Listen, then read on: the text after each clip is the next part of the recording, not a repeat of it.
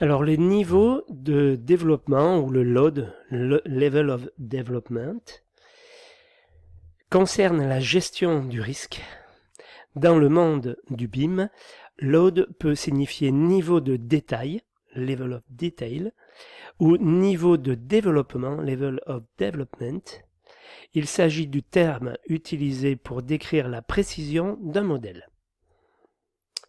Donc il y aura le load 200, un schéma dont la taille et la forme et l'emplacement sont approximatifs.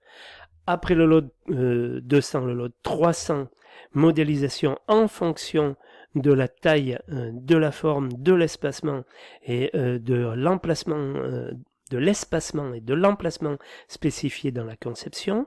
Le load 350, modèle à taille réelle, dimension, emplacement. L'emplacement et les connexions des équipements sont ajoutés. Le niveau 400, des composants supplémentaires sont nécessaires à la fabrication et à l'installation sur le terrain. Le modèle est tel que construit. Voilà, en ce qui concerne le load. L'aspect du modèle, le niveau de détail fait référence à quantité de données contenues dans le modèle. Par exemple, des formes spécifiques ou l'emplacement des tuyaux en acier. La profondeur du raisonnement appliqué au modèle. Le niveau de développement fait référence à la fiabilité du modèle. Par exemple, la conception des tuyaux ou leur durée de vie à leur emplacement. Par exemple. Selon les normes actuelles, le niveau de développement est la référence universelle. Le niveau de détail pourrait être considéré comme une caractéristique du niveau de développement. En effet, plus un composant est développé, plus il comprend de détails. Donc les niveaux de load, donc le load 100, un modèle conceptuel qui contient des informations dérivées des éléments d'autres modèles. Le load 200, un modèle schématique dont les dimensions, la forme et l'emplacement sont approximatifs. Le load 300, un modèle dans lesquels les dimensions, la forme, les espacements et l'emplacement des éléments sont spécifiques. Le load 350, un modèle dont les dimensions, la forme et les espacements sont réels. L'emplacement des éléments ainsi que les interactions entre éléments sont inclus.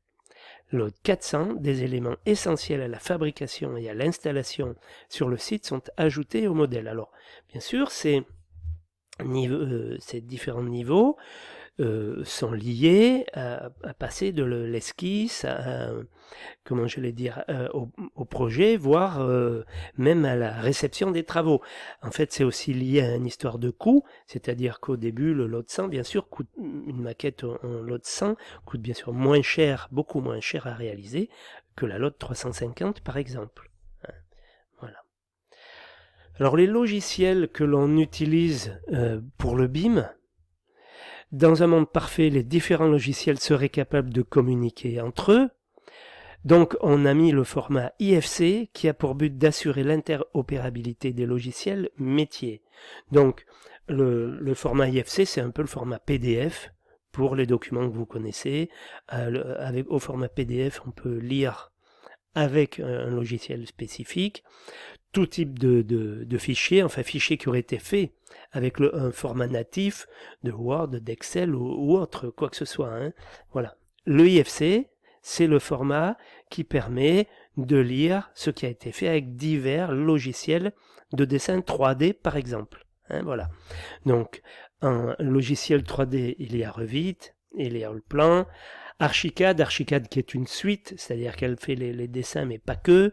Elle permet aussi de faire le planning, en fait, de faire toute une suite d'opérations utiles en bureau de maîtrise d'œuvre, par exemple. Hein. Voilà, donc, mais les plus connus sont ces trois-là, Revit, Allplan, Archicad.